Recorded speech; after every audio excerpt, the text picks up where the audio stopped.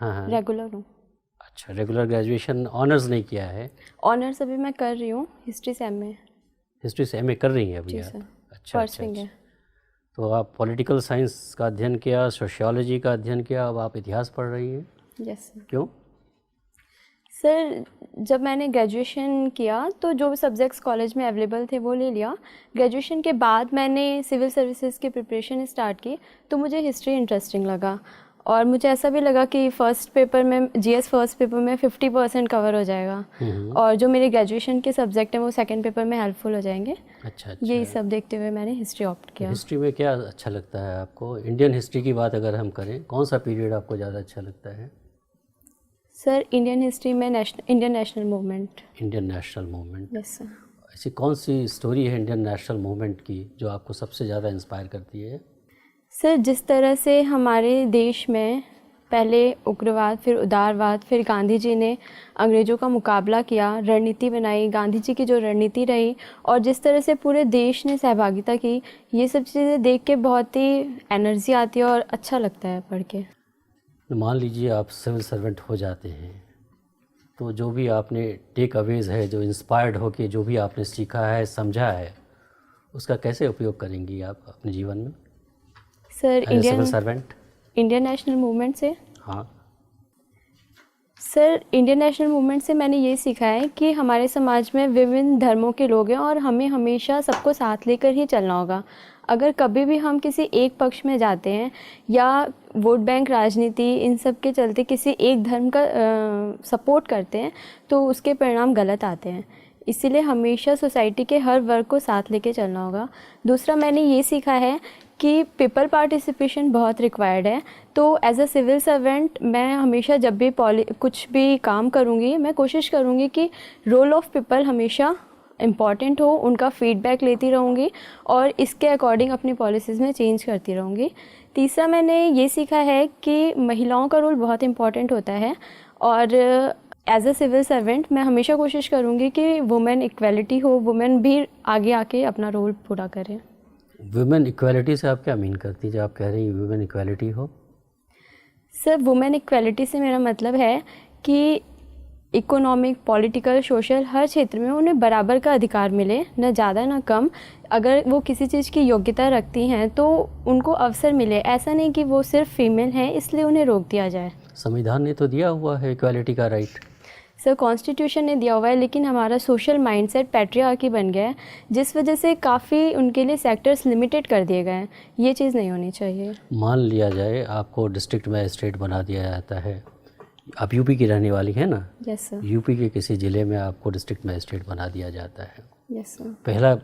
पहली बात आपने की कि आप चाहेंगे कि कम्युनल हार्मोनी बनी रहे, yes sir. Vote bank politics में हम लोग ना पड़े। और एक ही दिन आपको हिंदू समाज आता है आपके पास, कहता है कि साहब हमें रामनवमी का जुलूस निकालना है। मुस्लिम समाज आता है आपके पास कि साहब हमें आज तजिया निकालना है और एक ही रूट से निकालना है हमें। एज डिस्ट्रिक्ट मैजिस्ट्रेट आप क्या करेंगी? सर यहाँ पे दोनों दलों की भावनाओं का सम्मान करना चाहिए क्योंकि दोनों ही अपने अपने धर्म को एक तरह से रिप्रेजेंट करना चाहते हैं। इसके लिए मैं उनके लीडर जो भी होंगे उनसे बात करूँगी कि वो एक ही जगह से निकालना, या तो वो अलग अलग रास्ते चुन लें, बट अगर उनकी ज़िद है कि एक ही जगह से निकालना है तो टाइम में थोड़ा सा अंतर कर दिया जाए जिससे दोनों सद्भावना से अपना काम कर सकें। अच्छा, आपने अपने हॉबीज़ में घूमर डांस की जिक्र की है आपने। यस। ये क्या होता है Ghoomar dance? Sir Ghoomar dance एक राजस्थानी फोक डांस है जिसमें कुछ विशेष तरह के सॉन्ग होते हैं, जैसे घूमर रमवाने सा, टूटे बाज, इस तरह के सॉन्ग्स पे डांस किया जाता है और इसमें परंपरागत ड्रेस पहनी जाती है, लहंगा चुन्नी, और ट्रेडिशनल रूप से जब घूमर किया जाता था तो एक ट्रांसपेरेंट घूंघट भी लिया जाता था। ये घूमर कब की शुरुआत कब हुई थी और क्यों किया जाता था?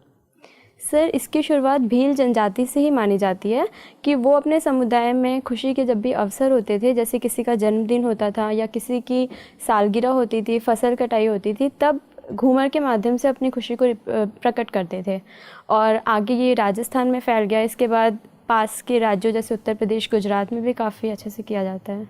हाल फिलहाल में एक कंट्रोवर्शियल मूवी बनी थी, हिंदी सिनेमा बनी थी। Yes sir. जिसमें कि काफ़ी कंट्रोवर्सी हुई। उसमें एक घूमर डांस दिखाया गया था, आप बता सकती हैं कौन सी मूवी थी? सर पद्मावती। पद्मावती या पद्मावत? पद्मावत। पद्मावत मूवी आपने, उसमें घूमर डांस आपने देखा है? मूवी देखी है आपने? सर मूवी नहीं देखी है पर डांस देखा है। डांस देखा है आपने? जी सर। किसने गाना गाया है उसमें? सर श्रेया घोषाल। और सर चलिए कोई खान। बात नहीं, हाँ सही, ठीक। साक्षी आपके नाम का क्या अर्थ है? सर साक्षी से मतलब है प्रत्यक्षदर्शी, आई विटनेस।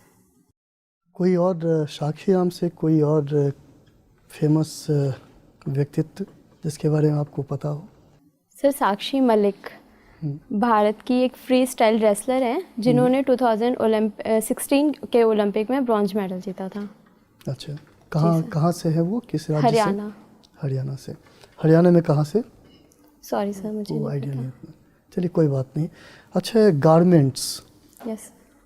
शायद आपका परिवार गारमेंट्स के बिजनेस से, या जैसा मैंने अभी पढ़ा कहीं पे गर्ग गारमेंट्स करके है, ये क्या है गर्ग गारमेंट्स? सर एक शॉप है हमारी रॉबर्ट्सगंज में। अच्छा, आपकी शॉप है? जी सर। तो गारमेंट के बारे में कुछ बताइए। गारमेंट्स के बारे में? उत्तर प्रदेश में गारमेंट्स के बारे में कुछ बताइए। सर उत्तर प्रदेश में टेक्सटाइल इंडस्ट्री का हब कानपुर रहा है। इसके अलावा हमारी एक रिटेल शॉप है रॉबर्ट्सगंज में ही, जिसमें शर्ट पैंट इस तरह की आइटम्स बेची जाती है। मैनचेस्टर ऑफ इंडिया किसको कहा जाता है? सर मुंबई। आप श्योर हैं? Yes sir. और Manchester of North India Kanpur. अच्छा, मैनचेस्टर कहाँ है? सर ये यूरोप में है, मेरे को एग्जैक्ट नहीं पता है। क्यों, जैसे मान लीजिए आपने मुंबई के बारे में ही कहा, मैनचेस्टर ऑफ इंडिया, या कानपुर के बारे में ही कहा, तो क्यों उन्हें कहा जाता है मैनचेस्टर? सर वहाँ पे ऐतिहासिक रूप से बहुत ज़्यादा टेक्सटाइल इंडस्ट्री का विकास देखा गया। वहाँ के जो लेबर थे वो उसमें स्किल्ड हो गए, जिसकी वजह से वो इंडस्ट्री और ज़्यादा फैलती गई और एक तरह से हब बना हुआ था, इस वजह से कहा जाता है। यद्यपि अब ऐसा नहीं है, अब देश के कई जगहों पे टेक्सटाइल इंडस्ट्री डेवलप्ड हो रही है और कानपुर की टेक्सटाइल इंडस्ट्री की जो टेक्नोलॉजी है वो उतनी अपग्रेड नहीं हो पाई है, इसलिए धीरे धीरे कम होती जा रही है। ड्रेन ऑफ वेल्थ सुना है आपने? यस। किनका सिद्धांत है ये, बताइए कुछ। दादा भाई नौरोजी जी ने ये सिद्धांत दिया था। इंग्लैंड डेब्ट टू इंडिया ऐसी एक पुस्तक लिखी थी, उसमें ड्रेन वेल्थ फ्रॉम इंडिया कहा था। उनका कहना था कि जो अंग्रेज हैं भारत में भू राजस्व, लगान इत्यादि के माध्यम से हमारी संपत्ति को विदेश लेके जा रहे हैं और इसका परिणाम ये हुआ है कि देश में पर कैपिटा इनकम केवल 20 रुपये रह गई है। इसको उन्होंने ड्रेन ऑफ वेल्थ कहा था। अच्छा, कोई मुझे ध्यान आ रहा है डैनियल डिफो की। डैनियल डिफो नाम सुना है आपने? Sorry sir. Robinson Crusoe? नहीं सर। सुना है ना? नहीं सुना है। रॉबिन्सन क्रूसो का भी नहीं सुना है? अच्छा, चलिए कोई बात नहीं है। अब मुझे एक आपने कहीं वेस्ट मटेरियल के बारे में कुछ लिखा हुआ है। Yes sir. ठीक है ना, तो क्या है ये? सर ये मेरी इंटरेस्ट है। मैं स्कूल टाइम से ही हमारे स्कूल में प्रोजेक्ट्स दिए जाते थे कि पेन स्टैंड बनाना है या फिर घर से जो भी वेस्ट मिलता है उससे कोई शोपीस बनाना है। तो ये मुझे बहुत ही अच्छा लगता था बनाना। घर में भी मैंने अक्सर देखा था मम्मी को कि वो बची हुई उनसे एक अच्छा स्वेटर बना देती थी। तो ये मेरे को एक हॉबी की तरह डेवलप्ड हो गया और मैं जब भी मुझे कोई नया सामान चाहिए होता है, मुझे लगता है कि मेरे पास कोई वेस्ट सामान पड़ा हुआ है जिसका यूज़ करके मैं बना सकती हूँ। अच्छा, वेस्ट मटेरियल के डिस्पोजल के लिए अलग अलग मतलब ढंग से किया जाता है डिस्पोजल, कुछ पता है उसके बारे में? कैसे डिस्पोजल किया जाता है? जी सर, इसके कई तरीके हैं। जैसे एक लैंडफिल करते हैं, ज़मीन में दबा देते हैं। दूसरा इंसिनरेशन होता है कि वेस्ट मटेरियल से हम एनर्जी बना देते हैं, या फिर एक अवायवीय श्वसन के माध्यम से किया जाता है। इसके अलावा एक 4R प्रोसेस होता है जिसमें रिड्यूस रीयूज़ के बाद हम उसको रिसाइकल करने की कोशिश करते हैं, जैसे न्यूज़पेपर, प्लास्टिक, और इससे पुनः दूसरे उत्पाद बना देते हैं। कौन सा कंट्री है जो सबसे ज़्यादा वेस्ट मटेरियल प्रोड्यूस करता है? सॉरी सर, मुझे नहीं पता। इसके बारे में ज़्यादा ध्यान नहीं। चलिए कोई बात नहीं। एक और सवाल का मुझे जवाब दीजिए। समाज शास्त्र में, सोशियोलॉजी में एक सोशल बॉन्डिंग करके सिद्धांत है, कुछ पता है उसके बारे में? सब पर्टिकुलर सिद्धांत के बारे में मुझे नहीं पता है, लेकिन एज जनरल सोसाइटी में अगर देखा जाए इंडिया के परिप्रेक्ष्य में, तो इतने धर्मों, जातिगत विविधता है, भाषाई विविधता है, फिर भी सभी एक साथ रहते हैं, टॉलरेंस के साथ रहते हैं, एक दूसरे के कस्टम को अप्रिशिएट करते हैं। इसको मैं सोशल बॉन्डिंग के रूप में देखती हूँ। चलिए ठीक।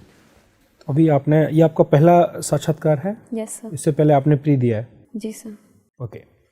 अच्छा, जो अभी सर ने सवाल पूछा हो जिसका मैं वहीं से शुरू करता हूँ। आपने कहा सभी लोग बड़े सहिष्णुता से रहते हैं। मैं तो सहमत नहीं हूँ इस विचारधारा से। आए दिन दंगे होते हैं, थोड़े छोटे छोटे सामाजिक तनाव के ऊपर लोग उत्तेजित हो जाते हैं। और सर ने भी एक सवाल इससे मिलता जुलता पूछा था कि दो अलग अलग समुदाय के लोग जुलूस निकालना चाहते हैं, एक ही समय पर निकालना चाहते हैं। आपने कहा कि हम उन्हें अलग टाइम दे देंगे, लेकिन ये लड़ाई तो उसी बात की है, साथ साथ निकालेंगे। तो कैसे आप उसको हैंडल करेंगे ये बताइए। मैं आया हूँ, मेरे साथ एक और लोग आए हैं और मेरा टाइम तो वही है, मैं तो नहीं बदलने वाला। बताइए। और आप उनको कहेंगे कि नहीं सब लोग प्यार से रहिए, तो कहने वाली बात है। मैं तो नहीं मानता कि लोग प्यार से रहते हैं। तो कैसे हैंडल करेंगे आप इस सिचुएशन? सर, अगर वहाँ की मैं डिस्ट्रिक्ट मैनेजर हूँ तो मेरे पास अथॉरिटी है कि मैं उन दोनों को मना भी कर सकती हूँ जुलूस निकालने के लिए। तो यहाँ पे मैं उन्हें पहले एक प्रपोजल दूंगी कि आप लोग इस टाइम पे निकाल लीजिए जिससे लॉ एंड ऑर्डर मेंटेन रहे। बट अगर वो नहीं एग्री करते हैं तो मैं उन्हें मना भी कर सकती हूँ कि आप दोनों को ही फिर परमिशन नहीं दी जाएगी जुलूस निकालने की। जब आप दोनों लोगों को मना करेंगी तो उसमें से एक जो उसका आयोजक है वो वहाँ के जो विधायक हैं उनका भाई है, वो उस कमेटी का चेयरमैन है और वो बहुत प्रभावशाली है। 70 वर्ष से उसकी सीधी पहुँच है और वो आपके पास भी बैठता है। उस दिन वो भीड़ उसके साथ है तो वो भीड़ को देख के और ज़्यादा उत्तेजित हो गया है और वो आपसे उसका जो एक नजरी लगाव है, जो आपके पास उठता बैठता है, जो डीएम आपके पास कई बार सिफारिशें लेके आया है, आपने उसकी 1-2 सिफारिशें छोटी मोटी मानी भी है। उस दिन वो आपसे ये सिफारिश मनवाना चाह रहा है। विधायक का भाई है, मुख्यमंत्री जी अभी कुछ दिन पहले उसके यहाँ आके गए हैं। बताइए अब आप कैसे मना करेंगे? सर, अगर उससे मेरा कोई कांटेक्ट है या मैं उसको जानती हूँ तो भी एज अ डीएम मुझे सोशल परिप्रेक्ष्य में काम करना होगा। मैं किसी पर्सनल के लिए काम नहीं कर सकती हूँ। और अगर मुझ पे पॉलिटिकल प्रेशर आता है तो मैं विधायक जी को समझा भी सकती हूँ, कंडीशन से उन्हें बता भी सकती हूँ कि इस तरह की सिचुएशन है और अगर ऐसी कोई घटना एक साथ जुलूस निकाला जाता है तो यहाँ पे दंगे की स्थिति बन सकती है। और अगर फिर भी वो पॉलिटिकल प्रेशर बनाते हैं तो मैं डिनाई कर दूँगी कि सर। अच्छा चलिए, इसी में एक सिचुएशन और जोड़ते हैं। आपने उसको मना कर दिया, वो मान गया, लेकिन इन द मीन टाइम आपके जो मंडलायुक्त हैं, कमिश्नर हैं, जो आपसे 10 साल सीनियर हैं, उनका अगला रिंग आता है, कहता है नहीं इसमें जो दूसरा एक जो धर्म विशेष है उसको परमिशन नहीं देनी है और इनको परमिशन देनी है, इनको उसको टाल देना है। तो उस स्थिति में क्या करेंगे? वो तो आपको सीनियर है और वो आपको आदेश दे रहा है कि आप उनको उस पक्ष को दे दीजिए जो कि सत्ता पक्ष है, और जो दूसरा व्यक्ति है जो कि दूसरा धर्म विशेष का, उसको नहीं देना है या उसको टाल देना है कोई बहाना बना के। उस स्थिति में आप क्या करेंगे? और वो आपके सीनियर है, इमीडिएट सीनियर हैं आपके कमिश्नरी में ही बैठते हैं जहाँ पे आप, वो आपकी रोज मीटिंग लेते हैं। सर, पहले मैं उन्हें कंडीशन से अवेयर कराऊंगी और इसके क्या वो तो अवेयर है, आप उन्हें क्या, वो तो आपके सीनियर भी हैं। तो सर मैं उनसे अपील करूंगी कि वो मुझे रिटर्न में लिख के दें और इसके जो भी कॉन्सिक्वेंसेज होंगे उसकी रिस्पॉन्सिबल फिर मैं नहीं होंगी। मैं उन्हें ऐसा स्पष्ट कर दूंगी। ओके, मतलब आप उन्हें बोल देंगे कि वो लिखित में दें। वो तो नाराज हो जाएंगे, आपकी करेक्टर रोल भी वही लिखेंगे।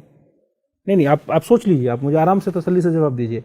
मैं ये कह रहा हूँ कि आपकी जो करेक्टर रोल है जिसके आधार पे आपका अपना प्रमोशन डिपेंड करता है, वो उसको खराब कर देंगे। वो लिख देंगे कि she is very poor officer and he will grade you between 1 to 4 marks which are very poor for your promotion purposes. Then what exactly will you do in that situation? Sir मैं यही करूँगी, मैं उनसे return में लिखने को दूंगी और जो भी कॉन्सिक्वेंसेज होंगे उसके रिस्पॉन्सिबल फिर वही होंगे। और जो मेरा फीडबैक है ये मेरे काम पे डिपेंड करता है। इस तरह के पॉलिटिकल प्रेशर तो आते ही रहेंगे। अगर मैं हर समय झुकती हूँ और इसकी चिंता करती हूँ कि मेरा फीडबैक कैसा रहेगा तो ये तो मेरे लिए ही नेगेटिव होगा। आपके लिए नेगेटिव होगा तो आप तैयार हैं? पुअर परफॉर्मेंस आपकी होगी उसके लिए आप तैयार हैं? ओके। अच्छा, एक बहुत छोटा सा सवाल मैं आपसे और पूछ रहा हूँ। आपने कहा कि आप इंडियन नेशनल मूवमेंट से बहुत प्रभावित हैं, लेकिन मैं ये कह रहा हूँ कि इंडियन नेशनल मूवमेंट एक बहुत बड़ी असफलता है। अगर इंडियन नेशनल मूवमेंट सफल होता तो देश बढ़ता नहीं। अगर इंडियन नेशनल मूवमेंट को सक्सेसफुली लीड किया जाता तो सांप्रदायिकता इतनी बड़ी समस्या नहीं होती। अगर इंडियन नेशनल मूवमेंट को और ज़्यादा कलेक्टिवली कॉलेजियल वे में और अच्छी तरीके से अगर उसको लीड किया जाता तो इतने ज़्यादा भेदभाव और सामाजिक तनाव नहीं होते। तो इसका मतलब इंडियन नेशनल मूवमेंट तो एक असफल फिनोमिना है। मैं उसको कहूँगा इट्स ए अनसक्सेसफुल फिनोमिना। आप कैसे मुझे मुतमईन करेंगे कि वो सफल है या असफल है? बताइए। सर इंडियन नेशनल मूवमेंट में यकीनन कुछ कमियां रही हैं। सांप्रदायिक क्या कमियां है वो बताइए, क्या कमियां है? सर सांप्रदायिक चिन्हों का प्रयोग किया गया, कई बार धर्म के आधार पर तुष्टीकरण की कोशिश की गई, जिसका ही परिणाम रहा कि हमें देश विभाजन देखना पड़ा। लेकिन सिर्फ इस आधार पर हम इंडियन नेशनल मूवमेंट को कम करके नहीं आंक सकते हैं। इसके बहुत ही अच्छे परिणाम रहे हैं। पहला, देश को आज़ादी मिली है। दूसरा, जिन मूल्यों के आधार पर मिली है हमारे देश को, ऐसा एग्जाम्पल पूरे वर्ल्ड में कहीं पर भी नहीं है कि एक हमने डेमोक्रेटिक कंट्री बनाई है, एक हमारा नहीं, कॉन्स्टिट्यूशन मैं आपको है। थोड़ा, आपने कहा धार्मिक चिन्हों का प्रयोग हुआ, तो धार्मिक चिन्हों का प्रयोग तो उन्हीं ने किया जिनको हम सबसे ज्यादा रेफरेंस देते हैं, सम्मान देते हैं। महात्मा गांधी से ज्यादा धार्मिक प्रतीकों का प्रयोग तो किसी ने नहीं किया। गीता लेके चलते थे, राम के भजन गाते थे, कई बार इस पर आपत्तियां भी हुई, बावजूद उन्होंने उसको कभी नहीं छोड़ा। तो क्या आप मानती हैं कि ये गांधी जी की गलती थी कि वो धार्मिक चिन्हों का प्रयोग करते रहे? एक सेकुलर, जब एज ए सेकुलर लीडर उनको नहीं करना चाहिए था, या कम से कम सार्वजनिक तौर पे करते हुए नहीं देखना चाहिए था? वो अंदर करते, लेकिन वो तो सभाएं करते थे और राम के भजन गाते थे वो सारे के सारे। तो क्या आप मानती हैं इस चीज़ को कि गांधी जी से ये गलती हुई? Sir as a personal student, आपकी पर्सनल कैपेसिटी में बताइए। एज ए स्टूडेंट, आप हिस्ट्री के स्टूडेंट भी हैं, आप परसू भी कर रही हैं एमए हिस्ट्री, तो आप बताइए इस चीज़ को। सर अगर मैं गांधी जी के पर्व्यू से देखूं तो ये उनका पर्सनल ट्रेट था। नहीं, पर्सनल कहाँ था? फिर तो पब्लिक हो गया। वो मंदिर सारे लोगों को करा रहे हैं, पब्लिक उस कैपेसिटी में करा रहे हैं, ये बता दीजिए। सर उनका इस सही गलत देखने के लिए उनका उद्देश्य देखना होगा। गांधी जी का उद्देश्य मैक्सिमम लोगों को अपनी तरफ करना था, किसी धर्म का साथ नहीं देना था। लेकिन कई बार ऐसा हुआ कि इस कारण से कुछ लोगों ने इसको जातिगत धार्मिक रूप दे दिया। पर गांधी जी हमेशा चाहते थे कि इस आधार पर ज़्यादा से ज़्यादा लोगों को आपस में एकीकृत किया जा सके, ये उनका उद्देश्य था। साक्षी, तुम उत्तर प्रदेश से हो। जी मैम। उत्तर प्रदेश में महिलाओं की स्थिति बहुत अच्छी तो नहीं है, यस, जिसको आपने पेट्रियार्की का नाम दे दिया। पेट्रियार्की क्या हर मामले में गलत होती है? पितृसत्ता क्या हर मामले में गलत है? जी मैम, मुझे लगता है हर मामले में गलत है। जब गॉड ने एक साथ दो जेंडर बनाए हैं तो इक्वलिटी होनी चाहिए हर परिप्रेक्ष्य में। तो पेट्रियार्की का मतलब केवल अनइक्वल सोसाइटी को आप पेट्रियार्की से जोड़ रही हैं? नहीं, पेट्रियार्की की मैं ये मान रही हूँ कि ये देखा जाता है कि जो मेल है वो एसेट है और जो फीमेल है वो लायबिलिटी है। जो मेल है वो ज़्यादा। ये पेट्रियार्की की एक इंटरप्रिटेशन है या पेट्रियार्की अपने आप में ऐसी है? मैम, हमारी सोसाइटी में जब मेल को डोमिनेट कर दिया गया। नहीं, पेट्रियार्की का जो डेफिनेशन है वो क्या है? जी, और पेट्रियार्की और मेट्रियार्की अपने आप में क्या है? पेट्रियार्की पितृसत्ता, जहाँ पे पिता की सत्ता हो, एक मेल की सत्ता हो, यही पेट्रियार्की है। वो आपको लगता है हर मामले में गलत होता है? Yes ma'am. अच्छा, आपने हिस्ट्री की पढ़ाई की है। जी ma'am. Doctor B R Ambedkar को चैलेंज करने के लिए डॉक्टर बी आर अम्बेडकर को किसी ने चैलेंज किया था संविधान जब बन रहा था? तो सॉरी मैम, इसके बारे में मुझे रिकॉल नहीं है। अच्छा, ठीक है। साक्षी, ये बताइए, आप हमारा जो प्रियम्बल है 42nd कॉन्स्टिट्यूशनल अमेंडमेंट एक्ट 1976 के अंतर्गत उस पर 3 वर्ड जोड़े गए थे, वो क्या थे? पंथ निरपेक्षता, लोकतंत्र, गणराज्य। मुझे ये बताइए कि इसके पीछे उद्देश्य क्या था? क्या जोड़ने के बाद ही भारत सेकुलर हुआ, सोशलिस्ट हुआ, या उसके पहले भी था? मुझे ये बताइए कि उसको जोड़ने की उस समय तात्कालिक कारण क्या था, क्यों जोड़ा गया? सर, भारत तो हमेशा से ही एक पंथ निरपेक्ष रहा है, लेकिन उसको जोड़ के एक संवैधानिक रूप दे दिया गया कि हम अपने डॉक्यूमेंट्स के माध्यम से दिखाना चाहते हैं कि भारत एक पंथ निरपेक्ष देश है। इसका कोई धर्म नहीं है, लेकिन ये हर धर्म के साथ इक्वलिटी के साथ बिहेव करता है। उसको एक डॉक्यूमेंट्री स्वरूप दे दिया गया जोड़ने से। अच्छा, ठीक है। अच्छा, आप मुझे ये बताइए कि नक्सलिज्म एक विचारधारा है। जी सर। ये अभी जो चल रहा है भारत में, इसके पीछे की विचारधारा कौन सी है? वो किससे इन्फ्लुएंस विचारधारा है नक्सलिज्म? सर, नक्सलवाद की प्रॉब्लम एक ऐतिहासिक है, कम्युनिस्ट पार्टी ऑफ इंडिया से है, जो कि माओवाद की विचारधारा से प्रभावित थे। और कम्युनिस्ट पार्टी ऑफ इंडिया में कुछ लोग सत्ता में आते हुए अपने उद्देश्यों की पूर्ति करना चाहते थे, तो उसी में एक दल था जो इससे सहमत नहीं था और उन्होंने अलग होकर नक्सलवाद का गठन किया। और ये प्रॉब्लम हमारे देश में जहाँ जहाँ देखी जा रही है, उसके पीछे पावर्टी, अनएम्प्लॉयमेंट, ये मुख्यतः रीज़न रहे हैं। जो मेन स्ट्रीम पॉलिटिकल पार्टी है कम्युनिस्ट पार्टी ऑफ इंडिया, जी सर, और जो नक्सल मूवमेंट चल रहा है, दोनों में क्या अंतर है? Sir, communist party of India एक वैधानिक रूप से अपने उद्देश्यों की मांग करती है, पूर्ति करती है, लेकिन नक्सलवाद हिंसा का सहारा लेता है और एक नॉन स्टेट एक्टर है। दोनों के पीछे की जो एक विचारधारा है वो एक ही है, कॉमन है, आप कह रही हैं, लेकिन एक लोकतांत्रिक तरीके से है, एक गैर लोकतांत्रिक तरीके से जी है। सर। ठीक है, मेरा अंतिम प्रश्न आपसे है, बेटी बचाओ बेटी पढ़ाओ अभियान के बारे में सुना होगा आपने। यस। इसका एक मेन फोकस है कि जो PNDT एक्ट है हमारा, उसके प्रोविजंस को इफ़ेक्टिवली इम्प्लीमेंट करना। इसके बावजूद जिन डिस्ट्रिक्ट्स में इनको चलाया गया है, जो एक रिपोर्ट है, इंडिपेंडेंट रिपोर्ट है, अभी सेक्स रेशियो अभी भी वहाँ स्क्यूड है, कुछ भी क्वालिटेटिव चेंजेस नहीं आया। तो क्या किस तरह की चुनौतियाँ हैं, क्यों ऐसा क्यों? जैसे एक हमने टारगेट सेट किया और उस टारगेट तक पहुँचने के लिए एक प्रोसीजर डिफाइन किया, फिर भी हम वहाँ तक पहुँच नहीं पा रहे हैं उस लिमिटेड टाइम लाइन को ध्यान में रखते हुए, क्या कारण है? सर, इसका कई परिप्रेक्ष्य में आंसर देना चाहूँगी। पहले जो PCP-NDT एक्ट है वो सही तरीके से इम्प्लीमेंट नहीं हो पा रहा है, उसमें जितने रिक्वायरमेंट स्टाफ और फंड की फैसिलिटीज़ है वो नहीं दी गई है, जिसकी वजह से आज भी हर जगह पे देखा जाए अगर किसी को एबॉर्शन कराना है तो वो कुछ पैसे दे के करा लेता है। दूसरी बात ये है कि हमारी सोसाइटी का जो माइंडसेट बना हुआ है कि लड़की एक लाइबिलिटी है और अगर इसका जन्म होता है तो हमें डावरी कलेक्ट करनी पड़ेगी, इसकी सेफ्टी की प्रॉब्लम होगी, तो वो लड़कियों को जन्म नहीं देना चाहते हैं। और एक और मुझे रीज़न दिखता है कि आजकल संपन्न परिवारों में 1 बच्चे या 2 बच्चे की पॉलिसी देखी गई है। अगर उन्हें पहला लड़का हो जाता है तो फिर वो आगे बच्चे नहीं पैदा करते हैं, जिसकी वजह से भी सेक्स रेशियो पे फ़र्क दिखता है। साक्षी, आप गारमेंट बिजनेस से आपका परिवार जुड़ा हुआ है। जी सर। आजकल इंडिया साइज़ की चर्चा बहुत हो रही है, ये क्या है इंडिया साइज़? सर, हमारे देश में गारमेंट इंडस्ट्री हमेशा से ही हथकरघा उद्योग बहुत ही उन्नति पे रहा, लेकिन कभी भी इसके ब्रांडिंग नहीं की गई। हमारे जितने भी मटेरियल्स होते हैं इनके अपने साइज़ नहीं डिसाइड किए गए। जैसे हम विदेशी ब्रांड देखते हैं उनमें पर्टिकुलर साइज़ डिसाइडेड होता है, जिससे विदेश में कहीं भी किसी को ख़रीदना होता है तो उसको साइज़ के आधार पर कोई कन्फ्यूज़न नहीं होती है। भारत के परिप्रेक्ष्य में भी ऐसा करने की कोशिश की जा रही है ताकि हम एक वास्ट मार्केट को कवर कर सकें। किस तरह से कोशिश हो रही है? सर, इसमें इंडिया साइज़ बनाया जाएगा कि हम अपने मानकों के आधार पे 30, 32 जो भी साइज़ है उनको डिफ़ाइन करेंगे और उसको एज अ डॉक्यूमेंट्री प्रेजेंट करेंगे ताकि जो परचेज़ कर रहे हैं उन्हें आसानी हो। ऑनलाइन भी परचेज़ कर रहे हैं तो उन्हें आसानी हो। किन्हीं 3 देशों का नाम बताएं जहां ऑलरेडी स्टैंडर्डाइज हो चुका है। सॉरी सर, मुझे नहीं पता। बहुत बहुत धन्यवाद, आप जा सकती हैं। Thank you sir.